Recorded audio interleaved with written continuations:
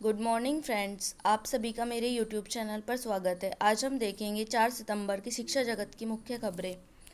DElEd परीक्षा को लेकर प्रशिक्षुओं ने घेरा पीएनपी।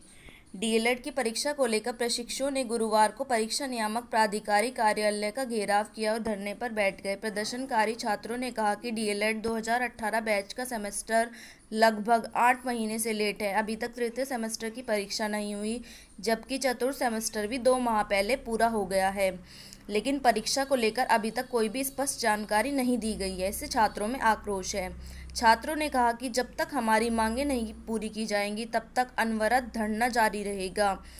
ज्ञापन हो कि डीएलएड संयुक्त प्रशिक्षु मोर्चा के प्रदेश अध्यक्ष अभिषेक तिवारी के नेतृत्व में गुरुवार को करीब 11 बजे सैकड़ों प्रशिक्षु डीएलएड के सेमेस्टर परीक्षा को लेकर हो रही विभागीय अनियमितता और लापरवाही के विरोध में कार्यालय सचिव परीक्षा नियामक प्राधिकारी के सामने धरने पर बैठ गए। अभिषेक तिवारी ने कहा कि डीएलएड 2018 बैच का सेमेस्टर लगभग 8 महीने से लेट है। अभी तक तृतीय सेमेस्टर की परीक्षा नहीं हुई और फोर्थ सेमेस्टर भी पूर्ण होते हुए 2 महीने का समय हो गया। तो जैसा कि आप सभी को पता है कि 2018 बैच का जो फोर्थ सेमेस्टर है वो जुलाई में पूरा हो गया, उनका सेशन पूरा हो गया है, लेकिन अब तक उनके थर्ड सेमेस्टर के एग्ज़ाम भी नहीं हुए और फोर्थ सेमेस्टर के एग्ज़ाम भी नहीं हुए। तो इसी देरी के संबंध में उन्होंने पीएनपी को ठोस कदम लेने के लिए कहा है कि वो जो भी परीक्षा है उसको प्रमोट कर दे। यूपी में होगी एक भर्ती एजेंसी। मुख्यमंत्री योगी ने कहा कि केंद्र की तरह राज्य में भी एक ही संस्था संचालित करें सभी भर्ती परीक्षाएं। मुख्यमंत्री योगी आदित्यनाथ ने केंद्र सरकार की भांति राज्य में भी सभी भर्ती परीक्षाओं के संचालन के लिए एक एजेंसी का गठन करने के निर्देश दिए हैं। गुरुवार को यहां अनलॉक स्थिति की समीक्षा बैठक में उन्होंने कहा कि प्रदेश सरकार के विभागों और उपक्रमों में भर्ती परीक्षाएं नियमित एवं समयबद्ध ढंग से होनी चाहिए। केंद्र सरकार की नेशनल टेस्टिंग एजेंसी एनटीए राष्ट्रीय स्तर पर जेईई मेन समेत कई प्रवेश परीक्षाओं का आयोजन कराती है। बेसिक शिक्षा परिषद सचिव को आदेश पालन का निर्देश। 15 सितंबर को आदेश का पालन नहीं होने पर सचिव के हाजिर होने का निर्देश। इलाहाबाद हाईकोर्ट ने 68,500 सहायक अध्यापक भर्ती परीक्षा में सफल घोषित होने और काउंसलिंग में बुलाने के कोर्ट के आदेश के बावजूद बेसिक शिक्षा परिषद द्वारा आदेश का पालन न करने पर सचिव को फटकार लगाई और 14 सितंबर तक आदेश का पालन करने का अंतिम अवसर दिया। कोर्ट ने कहा कि आदेश का पालन नहीं होने पर सचिव 15 सितंबर को हाजिर हों।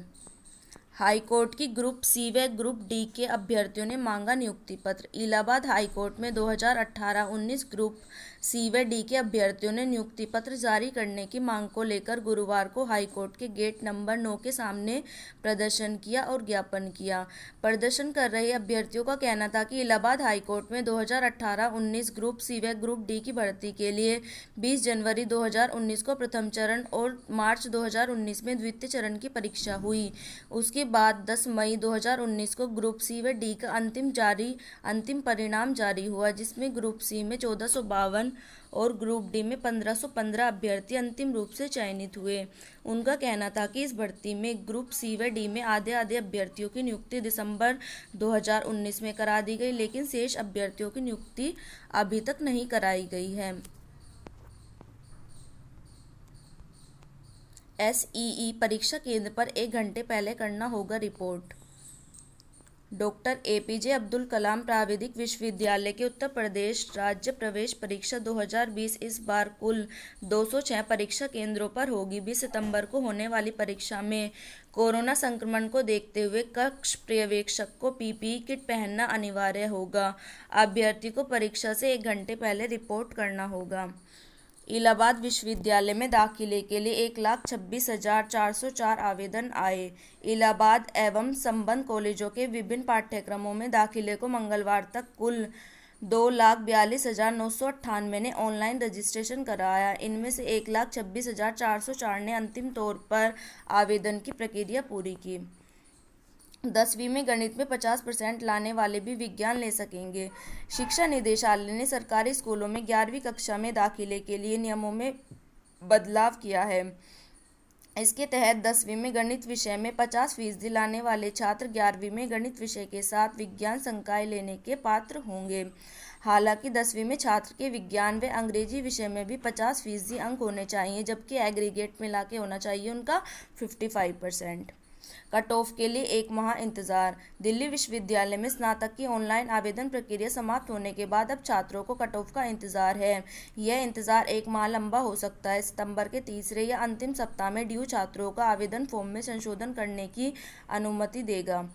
तदर्थ शिक्षकों को वेटेज लेकर भरे एडेड स्कूलों के खाली पद। उत्तर प्रदेश में एडेड माध्यमिक स्कूलों में शिक्षकों के खाली पदों पर भर्ती करने में हो रही देरी पर सुप्रीम कोर्ट ने नाराजगी जताई और इन्हें जल्द भरने के निर्देश दिए। चयन आयोग को समय पर भर्ती न कर पाने पर सुप्रीम कोर्ट ने फटकार लगाई। कोर्ट ने इन स्कूलों में वर्षों से पढ़ा रहे तदर्थ शिक्षकों को भर्ती में वेटेज देने और चयनित होने पर पुरानी सर्विसेज को जोड़ने के निर्देश दिए। 1200 छात्रों के अकादमिक प्रदर्शन के विश्लेषण से खुलासा। 1 घंटा टीवी देखने वाले बच्चे भी गणित में फिसड्डी। क्या आपका बच्चा दिन भर टीवी, कंप्यूटर या स्मार्टफोन की स्क्रीन से चिपके रहता है? अगर हाँ, तो उससे पढ़ाई में ज़्यादा अच्छा प्रदर्शन करने की उम्मीद न रखें, खासकर गणित और विज्ञान जैसे विषयों में। मेलबर्न स्थित मैडोर्क चिल्ड्रंस रिसर्च इंस्टीट्यूट का हालिया अध्ययन तो कुछ यही कहता है। शोधकर्ताओं ने लगातार 2 वर्ष तक 8 से 9 साल के 1200 ऑस्ट्रेलियाई छात्रों के अकादमिक प्रदर्शन का विश्लेषण किया। इस दौरान छात्रों की ओर से स्क्रीन पर बिताए जाने वाले समय पर भी नज़र रखी गई। पता चला कि दिन भर में 1 से 2 घंटे टीवी देखने वाले या स्मार्टफोन का इस्तेमाल करने वाले बच्चे भी पढ़ाई में फिसड्डी हो जाते हैं।